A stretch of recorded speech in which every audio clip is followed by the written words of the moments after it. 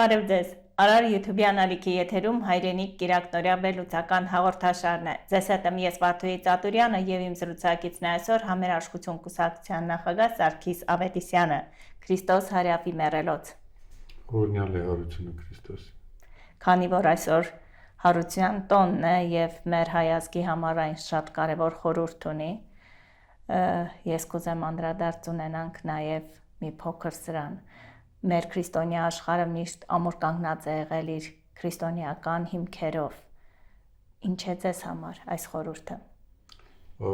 Գիտեք, մենք մի երկիր ենք, որը քրիստոնեությունը պետականորեն ընդունել է, ճանաչել է եւ ամեն ինչ արել է, որ այս գաղափարախոսությունը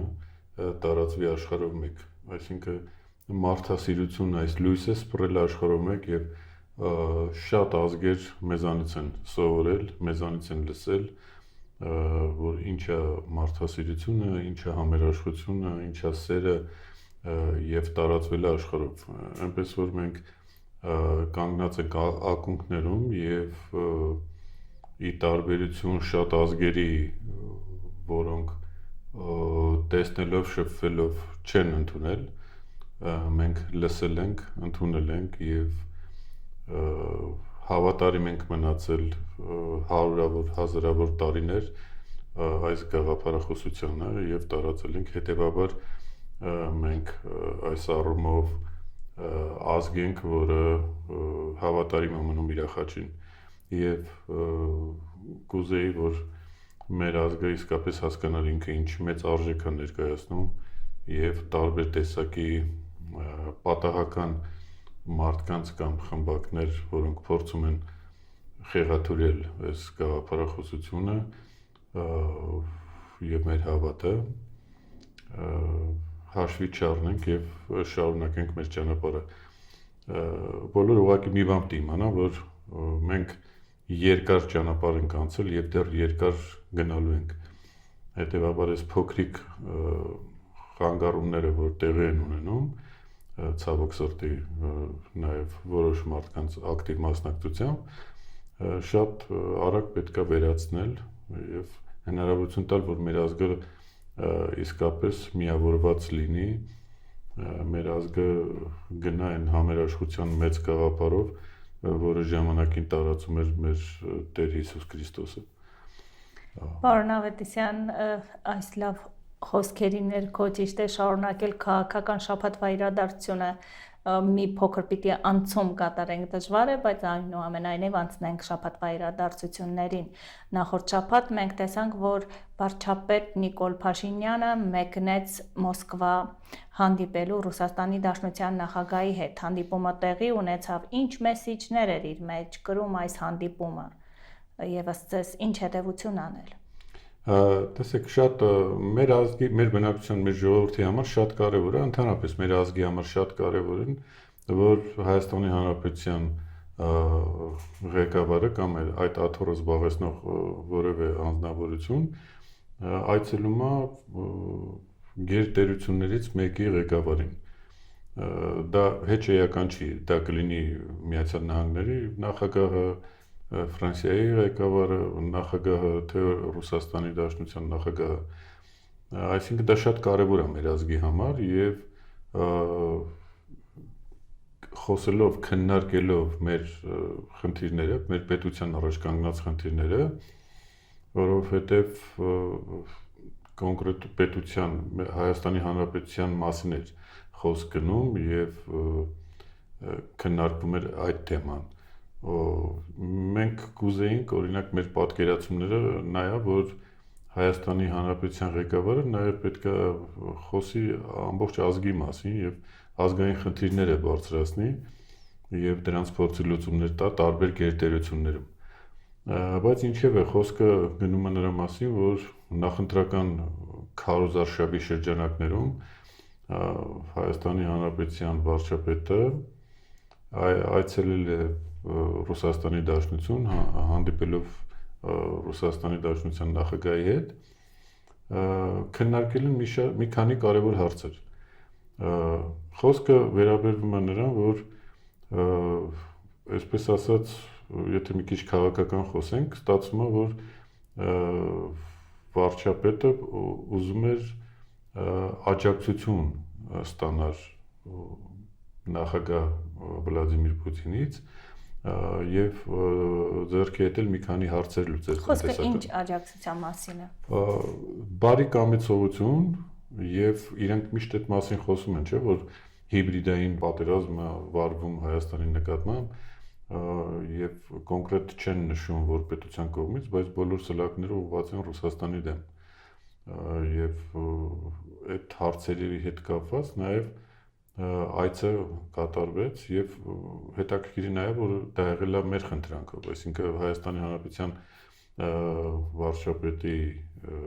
կամ աթոռը զբաղեցնողի խնդրանքով, այսինքն դա ռուսներին չէր պետք, դա պետք էր Հայաստանին։ Հետևաբար դա նշանակում է որ այս մարտիկ այս նախընտրական փուլում ամեն ինչ անում են այդ տրամաբանության մեջ, ինչ որ իրանց պետք է, այդ դա անում են։ Բայց մենք նոր խոսույթ տեսանք Ռուսաստանի Դաշնության նախագահի խոսքի մեջ, երբ նա հստակ գծեր էր դնում կամ Եվրասիական միության տնտեսական համագործակցություն կամ դեպի Եվրոպական միություն։ Այո, եթե ուշադիր վերլուծենք Ռուսաստանի Դաշնության նախագահի խոսքը, այդ խոսքը շատ խորը գնացող եւ կոնկրետ մեսիջներ պարունակող խոսք էր։ Այնտեղ խոսվեց այն մասին, որ Հայաստանի Հանրապետությունը եւ Ռուսաստանի Դաշնությունը ապրանքաշրջանառություն ունեն միլիարդների հասնող։ Դա նշանակում է ուղղակի, որ տնտեսությունը կախված է Ռուսաստանից։ Երկրորդը այնտեղ նշվեց, որ մենք ձեզ շատ ցածր գներով եւ անսահմանափակ ինչքան որ դուք ուզում եք ձեզ տրվում է հաց, հացահատիկ, ձեզ տրվում է գազ այժմ գներով, ձեզ տրվում է էներգետիկ բանը ապահովելու համար, անվտանգությունը ապահովելու համար նկատի ունեմ ատոմակայանի հետ կապված համապատասխան ուրեմն վառելանյութ եւ այլ տարբեր բաներ են ինչ որ մեզ տրվում է եւ զգուշացվում էր որ եթե դուք 175 դրամով գազը գնում եք Ռուսաստանից, այսինքն ամենաէժան գներից մեկն է, որ տրվում է ձեզ, եթե դուք այն խելքին եք, որ ուզում եք դա փոխարինեք $600 գնելուն, գնացեք Եվրոպա $600 գնեք։ Ընդ որում այդ $600 գնելու համար պետք է շատ խնդրեն, որ ստանան դա, որովհետև այդ սանկցիաները կիրառվում են, գիտեք, Եվրոպայում ինչ խնդիրներ է հիմա առաջացել, այդ վառելիքի հետ կապված, գների թանկացում, բենզին թանկ եւ այլ։ Հիմա շատ բարձ ասվեց, եթե դուք ուզում եք որ այդ գնով առնեք, այսինքն պատկերացրեք ձեր ստացած գինը, որով դուք այսօր նորմալ ապրում եք, գնալու եք անգամներ ավելի թանկ Եվրոպայի հետ այդ գնով գնեք դա։ Եվ դրանից բխող էլի մի քանի բաներ։ Դե հասկանալի է, որ գազի գինը, որը այդքան թանկանա, մի անգամներ ամեն ինչ թանկանալու է, կյանքը թանկանալու է եւ այլը սոցիալական բունտ է լինելու Հայաստանում։ Բայց հետո կպարզվի, որ ռուսներն են մեղավոր, չէ՞։ Ստացվում է տենց։ Բայց ով է հրահրում դա, ով է դա անում, ինչ եք դա անում, ում է դա պետք։ Եվ մի շարք այլ հարցեր, անվտանգային հարցերից նաեւ ինչ վերաբերում է որ հապկի հետ կապված, հապկի բացատրությունները տվեցին, բայց օրինակ մենք միշտ այդ հապկի հետ կապված մենք արտահայտել ենք մեր տեսակետը, որը կարծում եմ բոլոր նորմալ վերլուծաբանները կամ քաղաքական ուժերը մշտապես դա պետքա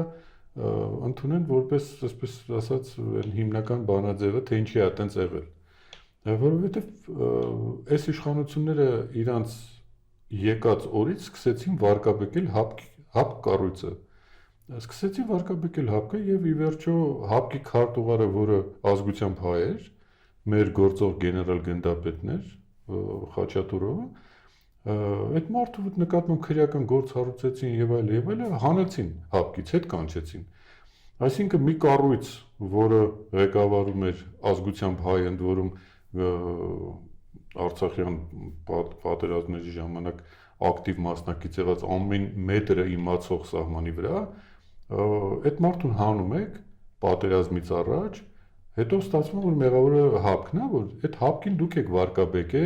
ու այդ հետո ինչ-որ մի հատ process-ում ասում եք բախի հապկը մեզ չօգնեց։ Ամեն ինչ պետքա սկզբից նայել։ Դուք եք սկզբից այդ ամեն ինչը դրել եւ հասել այդ աստիճանի։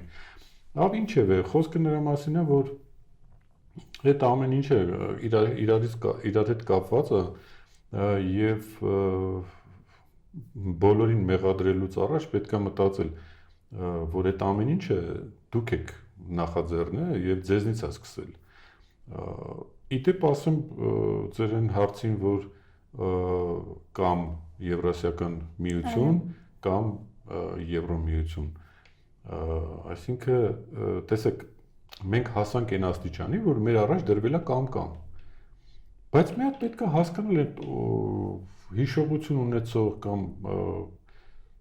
այն մարդիկ, ովքեր այդ գործերով զբաղվում են, մի հատ հիշեք, դրանից առաջ եղել է եւ երբեք էլ Միացյալ Նահանգները, Եվրոպան, Ռուսաստանը ես մի լավ հարաբերություն չեն ունեցել, բայց Հայաստանին թույլատրվելը դա առաջին նախագահից սկսած երկրորդ նախագահի ժամանակ, երրորդ նախագահի ժամանակ, ընդ որում երրորդ նախագահի ժամանակ շատ ավելի լարված իրավիճակում Հայաստանին թույլատրվել է, որ մնալով Եվրասիական միության մեջ շատ սերտ հարաբերություններ ունենալ Եվրոմիության հետ։ Երկրորդ նախագահի օրոք ավելին ասեմ, երկրորդ նախագահի օրոք Հայաստանը շատ ավելի ներգրաված էր ռուսական շրջանակներում, Ռուսաստանի հետ շատ լավ հարաբերություններ ուներ, բայց լավ հարաբերություններ ուներ նաև Եվրոպայի հետ, ուներ Միացյալ Նահանգների հետ։ Երկրորդ նախագահի օրոք էր, որ Հայաստանը դարձավ Առևտրի համաշխարհային կազմակերպության անդամ, որ Ռուսաստանը չկար այնտեղ։ Երկրորդ նախագահի օրոք էր, որ մի շարք պետություններ ցեղասպանությունը ճանաչեցին եւ դարձան Հայաստանի արդյունք է ձեզ այս կանգամը։ Այո, գիտեք ինչ, ամեն ինչ նրանից է, որ դու չես կարողանում ղեկավարել ու փորձում ես այդ ամեն ինչը գցել այդ երկրների վրա։ Մի մոռացեք, որ ԵՀԿ Մինսկի խումբը իրար հետ տարաձայնություններ ունեցող պետություններ, Միացյալ Նահանգները, Ֆրանսիան, իդեմս Եվրոպայի եւ Ռուսաստանը, բոլորով երեքով միասին Հայաստանում մեր մոտ եկել էին եւ փորձում էին հարցը կարգավորել, այսինքն միասնաբար աշխատում էին մեր երկրում։ Մեր հարցի հետ կապված միասնական աշխատում էին։ Այսինքն դա հնարավոր է Հայաստանում անել։ Հնարավոր է, որ աշխարհի գերտերությունները մեր տարածաշրջանում իրար հետ համերաշխ լինելով լուծում տան ի օգուտ մեզ։ Եվ այս ամեն ինչը քանդվել է այս իշխանության օրոք, այս իշխանությունն է դա քանդել։ Ոչ մի երաշխիք չկա բացարձակապես, որ կկարողանան այդ խաղաղությունը Ուր է տանում այս պահին մեր դիվանագիտությունը եւ եթե այսպես շարունակվի, ինչ կարող է վրա հասնել այս պարագայում մենք ընտրության առջև ենք կանգնած, եթե գնում ենք դեպի ԻԵՄ-ը, մեր տնտեսությունը ինչ վիճակում կարող է հանգել ի վերջո։ Տեսեք, ավելի ճշգրիտ որ ասենք, մենք ոչ մի տեղ չենք գնում։ Մենք փչացնում ենք հարաբերությունը, փչացնում ենք ճանապարհները դեպի Եվրոմիություն եւ փչացնում ենք ճանապարհը դեպի Եվրասիական միություն, փչացնում ենք բոլորի հետ ճանապարհը։ Մենք մի ճանապարհ ենք ուզում բացենք, դա Ադրբեջանի հետ ճանապարհն է։ Ուրիշ ճանապարհ մենք չունենք։ Նույնիսկ թուրքերը մեր ճանապարհը չեն բացում, անդադ խոսում են այդ մասին, բայց չեն բացում։ Այսինքն, պարզ է, չէ՞, ինչա կատարվում մեր երկրում, որը բացարձակապես չի բխում Հայաստանի հայ ժողովրդի շահերից եւ առավել եւս Հայաստանի Հանրապետության շահերից։ Այդ մարդիկ որոշել են, որ Հայաստանի Հանրապետությունը որպես պետություն պետքա լինի ենթակա ոչ միայն Թուրքիային, այլ նաեւ Ադրբեջանին, որը շատ ցավալի է մեր համար, ունենալով բոլոր ռեսուրսները, որ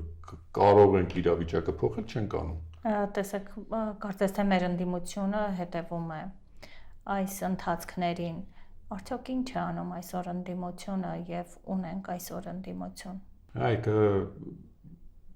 դասական իմաստով եթե ասենք ընդդիմություն կա բնականաբար բոլոր նրանք ովքեր դեմ են այս ամեն ինչին եւ խոսում են ընդդիմություն են, բայց գործնական առումով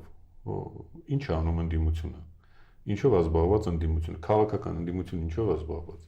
եւ ինչ բևեռներ են ձևավորվել տարբեր Տեսեք, բևեռներ։ պարզապես Հանրապետական կուսակցությունը իր 18-րդ հանրագումարում նշում է, որ ամեն ինչ արել է իր կուսակցության падգամավորը, արդյոք որպես ընդդիմություն արդարացված են իրենց արված քայլերը եւ ամեն ինչ արվել է։ Նայեք, Հանրապետական կուսակցությունը երեք կայացրեց իր 18-րդ համագումարը։ Այո։ Համագումարում հանդես եկավ երրորդ նախագահը եւ մի քանի կետեր կարելի է առանձնացնել այդ ելույթից։ Նախ այն, որ երրորդ նախագահը ասաց, որ զատիկի հետ կապված պետքա զատվել եւ կոչ արեց, որ համերաշխությունն է ամենակարևոր գաղափարը, որի շուրջ պետքա հավաքվել։ Այդ շատ ողջունելի է, որ տարիներ հետո Հանրապետական կուսակցությունը իր համագումարում զատիկին ընդառաջ որոշեց, որ գլխավոր գաղափարախոսությունը համերաշխությունն է, որը պետքա դարձնել հիմք ամեն ինչի։ Այո, մենք համաձայն ենք դրան, շատ ճիշտ է ասվել, եւ եթե չկա համերաշխություն, ոչինչ չի ստացվի։ Ոչ ուժեղ Հայաստանը կկայանա, եթե համերաշխություն չկա, ոչ խաղաղությունը կկայանա, ոչ էլ առավել եւս մնացած գաղափարները։ Ամեն ինչի հիմքում կա մի բան, դա համերաշխությունն է։ Հիմա մեր այդ գաղափարախոսությունը տարիներ կրող քաղաքական ուժը ողջունում է այդ գաղափարը, այդ մոտեցումը եւ շատ կոնկրետ առաջարկություններ է պատրաստ անելու, եթե իրանք պատրաստ են լսելու։ Եթե չէ, մենք դրա մասին կբարձրաձայնենք, կասենք, որ դա ուղղակի կեղծ է, տենց չի։ Եթե դա տենց է, դա շատ լավ է, դա ազգին շատ կարևոր օգուտ է լինելու եւ քաղաքական դաշտին կոնսոլիդացնելու ամենալավ ձևերից, ամենալավ ձևն է, ոչ թե ձևերից մեկն, այլ ամենաճիշտ ու ամենահնարավոր ձևն է։ Հետևաբար դա ողջունելի է եւ այն ինչ որ նախկինում արվել է, նկատի ունեմ, որ կար հնարավորություն կոնսոլիդացնելու, որը չի արվել, կամ գուցե չի ստացվել իրանց մոտ որ անեն, կամ ցանկություն չեն ունեցել որ անեն, հիմա լավ է որ ճանապարհը փոխում են, դա նշանակում է որ լրատվականները, որոնք իրանց բանի տակ են գտնվում, դրանք կբացվեն, բլոկադայից դուրս կգան, այսինքն այն ուժերը, որոնք բլոկադայի մեջ են եւ չեն լուսաբանվում իրանց ազդեցության տակ գտնվող լրատվամիջոցներով, այսինքն ժողովրդի համար ակնհայտ կլինի, կտեսնի ժողովուրդը, որ ինչ որ բան է փոխվել եւ այս մարդիկ հասկացել են, որ եթե համերաշխություն չկա, եթե համերաշխությունը բառերով չպետք է անել, այլ կոնկրետ գործերով պետք է անել, ասվածա չէ, որ գործին նայեք, բառերը մի կողմ։ Պարզապես պարոն Ավետիսյան, մեր ժողովուրդը շատ հավատացել է ու յուրաքանչյուր ղեկավարին ընտրելուց հավատք է ունեցել, որ պետք է փոխվի դեպի լավի, հիմա լավ է լինելու։ Հիմա ինչ սպասումներով գնալ, երբ տեսնում ենք քաղաքական ընդդիմադիր կուսակցությունները դեռ առանձին թևեր են, ճիշտ է, որոշները դաշինքներ են կնքում միմյանց հետ, ինչ սպասելի վերջո։ Նայեք, մենք միշտ դրա մասին խոսել ենք։ Շատերը հիմա ասում են, որ դուք անընդհատ նույն բանն եք ասում։ Ես էլ միշտ այդ օրինակը բերում եմ։ Բայց Երանի թե այդ ասածների մի մասը գոնե իրականություն դառնալ։ Իհարկե, ճիշտ է։ Նայեք, այնքան պետք է ասել նույն բանը, որպեսզի հասարակությունը պատրաստ լինի դա հասկանալու։ Հասարակությունից ավելի առաջ դա պետք է հասկանան քաղաքական ուժերը։ Ոչ թե ասենք նորելուկ քաղաքական դեմքերը գան ու մեղմ ասած ոչ ճիշտ բնորոշումներ տալ կամ բնութագրել ինչ-որ գործողությունների, ինչ-որ մեծ խոսքեր ասել, բան եւ այլը, այլ պետքա քաղաքական դաշտում հասկանալ, գտնել այն ուժերին, այն ինչը որ կոնսոլիդացնում է հասարակությանը եւ միասին քննարկելով գտնել այն ճանապարհը, այ ոնց որ հանրապետականը երկար ժամանակ հետո զգաց, որ համերաշխությունը ամենակարևոր գաղափարն է, որով պետքա շարունակել։ Մենք տարիներ առաջ նախագահի հետ երրորդ նախագահի հետ այդ կարգի խոսակցություն ունեցել ենք եւ երբ որ ժողովրդավարությունն ու համերաշխությունը համեմատում էինք իրար, որն ավելի առաջնային, հասկացանք, որ համերաշխությունն ավելի առաջնայինն է։ Եթե համերաշխություն չկա, ոչ մի ժողովրդավարություն չի կարող լինի։ Հետևաբար այդ գաղափարը պետք է դարձնել դոմինանտ Հայաստանում, որովհետեւ մենք առաջի համերաշխական ազգն ենք աշխարհում, որը ձևակերպել է այդ գաղափարը եւ այդ գաղափարախոսությունը տարածել է քրիստոնեությունը ինքը համերաշխությունն է եւ պետք է այդ ուղղությամբ գնալ եւ դա բոլոր քաղաքական ուժերը պետք է անեն շատ լավ որ հանրապետական կուսակցությունը դա արեց դրանից առաջ կարծում եմ այդ մասին խոսեց երկրորդ նախագահը իրանց բաների ժամանակ ելույթների ժամանակ երբ որ ծրագիրն էին ներկայացնում բայց մենք դառը փորձ ունենք երբ որ խոսքերը գործ չեն դառնում հետեւաբար կսպասենք մինչև գործ դառնա կնպաստենք գուցե դրան որ զանգահարենք կգնանք կամ ինչ որ ձևով փորձենք հասկանալ այդ ինչ որ ասում եք լինելու է թե ուղղակի ասում եք որ ասելիք լինի տեսեք այս պարագայում երբ ասում եք զանգահարել գնալ եւ միասնական մեկ հարթակով այստեղ հանդես են գալիս նաեւ հակառակ կողմի մի թեզ արդյոք նախկինների հետ կապ չունեք մենք կապ չունենք նախկինների հետ դե գիտեք ես անտրամաբանական եմ համարում նախկին ներկա ասելու որովհետեւ սրանք էլ են նախկինն այսօրվա գործողները արդեն 7 տարի է նախկին են հիմա ինչ որ գալ ասել որ սրանք նախկին են բան եւ այլը փորձը ցույց է տվել եւ մենք դրա ձևը ասել ենք որ նա նախկինները չեն կարող աշխատել առանց նոր ուժերի, նոր ուժերը չեն կարող աշխատել առանց նախկինների փորձը ունենալու։ Հետևաբար պետք է այդ ամեն ինչը միտեղ լինի եւ ծառայի ազգին։ Բոլորը պետք է ծառայեն ազգին։ Ով սխալները արի, այդ սխալները պետք է ուղղել, ով աններելի սխալները արի, դրա համար պետք է պատժվի, բայց ազգը պետք է գնա առաջ ընդհանուր առմամբ։ Մեր պատկերացումը այսպեսին է որովհետև պատկերացրեք, ասենք մի բժիշկ նոր ավարտած գալիս է եւ ասում է, գիտեք, ես կարող եմ այսպես անել, այնպես անել, բայց հենց հիվանդին տեսնում է ուշքը գնում է։ Չնայած նրան, որ լիքը գիտելիքներ ունի, բայց այն որ փորձառու է, ասենք հազարավոր այդպիսի օպերացիաներ է տեսել, գիտելիքներ ունի կամ փորձ ունի մեծ հանգիստ այդ գործողությունը անում է եւ դրանից չի վախենում, բայց որքան լավ կլինի, որ այդ երկուսը միասին լինեն։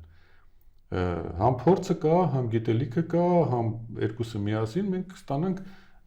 լավ իրավիճակ, որտեղ կարողանանք հարցերը ճիշտ լուծել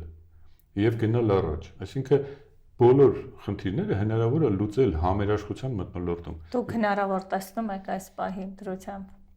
Ես միշտ եմ տեսել այդ հնարավորությունը, շատերն ինձ ասում են չափից շատ լավատեսեք, բայց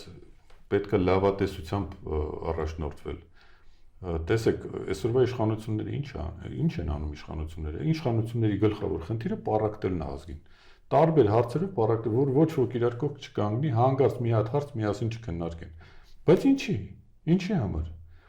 Տեսեք, մենք միշտ խոսում ենք այդ մասին, որ այսօրվա քաղաքական իրավիճակում կոնսոլիդացիան, իրական կոնսոլիդացիան կարող են ապահովել երկու մարդ։ Դա Հայաստանի Հանրապետության վարչապետն է կամ մետաթորը զբաղեցնող մեկը, որը կփորձի դա անել, զատիկին ընդհանրապես զատվել նախկին բաներից։ Եվ մեր հոգևոր առաջնորդը Ամինայն հայոց կաթողիկոսը այդ երկու մարդը կարան անեն քաղաքական ուժերի տրամաբանության մեջ այդ մի քիչ դժվար է որտեղ քաղաքական ամբիցիաներ կան համերաշխություն կուսակցությունը այդ խնդիրը չունի համերաշխություն կուսակցության գլխավոր գաղափարախոսությունը հենց այդ համերաշխությունը ապահովելն է հետեւաբար մենք դες խնդիր չունենք այսինքն մենք ուրախ կլինենք որ դա տենց լինի որ միտեղ լինենք մեր ուժերը դնենք միտեղ ու հաջողության գանք կասկած չունեմ, եթե մեր ասած տարբերակով գնայինք, ոչ ռուսները մեր դեմ պայման կդնեին, որ կամ, ոչ էլ Եվրոպան մեր դեմ կդներ այդ պայմանը։ Երկուսն էլ կասեին եւ, համընդեղ եղեք, համստեղ եղեք։ Դուք այն ազգն եք, որը որը աշխարհը գեղեցկացնում է եւ ըստ մեր լարմասի գաղափարախոսության եւ մեր ընկերոջ Գերման Լալայանի տված գաղափարի մենք աշխարհի դրական բևեռն ենք։ Դրական բևեռը չի կարող վատ լինի։ Բացասական բևեռը կա, արդեն ձևավորված է։ Մենք պիտի դառնանք դրական բևեռը եւ այդ դրական էմոցիաներով, դրական գաղափարներով, դրական գործելակերպով, դրական մշակույթով, դրական կրոնով աշխարհին քարոզել մարդասիրություն։ Հիմա աշխարհը մարդակերություն է քարոզում, հարձակվում են ու ոչնչացնում են անմեղ երեխաներին ու ցեղասպանություն են իրականացնում։ Դա մենք պետք է անենք, դա մեր գործն է, մեր առաքելությունն է։ Իսկ համերաշխություն կուսակցությունը այդ առաքելությունը իրականացնող գաղափարախոսությունն է։ Հետևաբար ի գործ։ Ես կուզեմ մի փոքր նաև ի գործից անդրադարձ ունենալ մեր ներքին համերաշխությանը, միջև դրական բևեռ դառնալը աշխարհի համար պետք է մենք մեր երկրի ներսում ունենանք։ Այսօր մենք չունենք ցավոք սրտի այդ ներքին համերաշխությանը, չունենք հանդուրժողականություն միմյանց լսելու, տարբեր կարծիքներ եւ չունենք այն տարական կուլտուրան գոնե թե անձին չթիրախավորել ու չվիրավորել եւ մենք նաեւ հանդուրժողականության մի ձեռագիր էլ տեսնում ենք անչափահաս երեխայի հետ տեղի ունեցող վերջերս միջադեպը, որը կալանքը որպես խափանման միջոց ընտրվեց, ուր է տանում մեզ այս անհանդուրժողականություն եւ ինչպես գալ ներքին ներդաշնակության այսօր քաղաքական տեսանկյունից, որը հասարակության մեջ ճեղքում է բերել։ Միայն մեկ ձև կա, դա համերաշխության գաղափարախոսությանը փորձել հասկանալ ու ենթարկվել այդ գաղափարախոսությանը։ Եթե մենք իրար չսիրենք, ամեն ինչ հնարավոր է։ Տեսեք, եթե ժամանակին երեխաների կամ անչափահասների նկատմամբ կար ընդգծված ուրիշ վերաբերմունք, այս անհամերաշխության մթնոլորտը բերել է լրիվ ուրիշ վերաբերմունքի։ Հետևաբար մենք պետք է իրար սիրենք։ Հանդուրժողականությունը դա համերաշխության հետ պետք չի համեմատել կամ զուգահեռ տանել իրար հետ։ Շատերը տենց սխալվում են, թվում է թե իրանք համերաշխություն բառը ուղղակի չեն օգտագործում իրանց կարծիքով, որ իբր մեզ ռեկլամ չանեն, այսպես գովազ չանեն մեզ, բայց հանդուրժողականություն բառը, այդ հանդուրժել, հանդուրժողականությունը դա սահմանափակ գործողություն է։ Այսինքն ինչ որ պահի մեկը պայթելու է։ Իրար մի կերպ, այսպես կոպիտ ասած, յոլլա տանելու ձևակերպումն է հանդուրժողականությունը։ Համերաշխությունը լրիվ այլ բան է։ Համերաշխությունը ինքը սեր է, ինքը քաղաքականության մեջ սերն է։ Այսինքն մենք իրար սեր ենք քարոզում, համերաշխություն ենք քարոզում, որպեսզի այդ ամեն ինչը դրա մեջ տեղավորվում է։ Եթե մենք իրար սիրեինք, այտենց վերաբերմունք չէր լինի։ Եթե իրական համերաշխության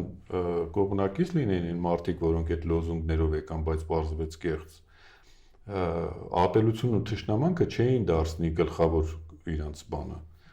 գաղափարը։ Հետևաբար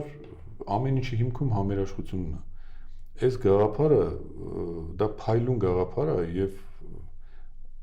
աստվածահաճո գաղափար է, որտեղ կա համերաշխություն, այնտեղ ամեն ինչ զարգանում է, այնտեղ ամեն առաջընթաց կա եւ հաջողությունները կգան իրար հետևից, որտեղ թշնամանք է, որտեղ ատելություն է, այդտեղ ոչ մի լավ բան չի լինելու։ Սա պետքա որպես բանաձև բոլոր հայերն իմանան։ Ու ամեն անգամ խոսալուց առաջ մի հատ այդ մտածեն, հիմա որի կողմնակիցն են իրանք։ Հետևաբար այս հարցերը միայն այդ ուղղությամբ կարելի է տանել եւ լուծում տալ։ Բարի պարոն Արտիսյան, մեր ժամանակը սպառվեց, հաջորդ շաբաթ եւս անդրադարձ կունենանք այլ քաղաքական թեմաների ու խմորումների, որոնք տեղի են ունենում քաղաքական դաշտում, հարգելի հետևորդներ, եղեք համերաշխ, գովազդեք այո համերաշխությունը, այն կարևոր մի գաղափարախոսություն է, որը յուրաքանչյուրիս անհրաժեշտ է։ Մնացեք խաղաղությամբ, Աստված ձեզ պահապան։